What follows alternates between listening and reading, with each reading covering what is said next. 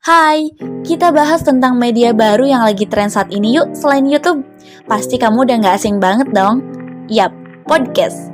Nah, sebelum masuk ke topik yang akan dibahas, yaitu tentang topik apa aja sih yang bisa membuat konten podcast kamu menarik untuk didengar, gimana kalau kita sama-sama nih mendengar pembahasan singkat mengenai apa itu podcast? Kamu pernah gak mendengarkan podcast? Atau emang saat ini kamu sedang mendengarkan podcast? Mungkin masih banyak banget nih di antara kita yang belum mengenal media kreatif baru yang satu ini.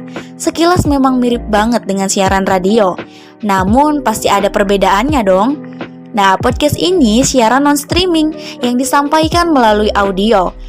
Melalui podcast sendiri nih, kita bisa dapat banyak banget manfaat loh, seperti menambah informasi, ilmu pengetahuan, dan juga sharing nih dengan orang-orang sesuai bidangnya. Jadi apa dong bedanya dengan siaran radio?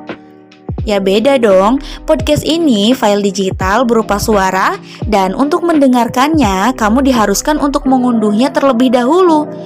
Podcast juga merupakan audio non-streaming, sehingga pasti beda banget dong dengan radio.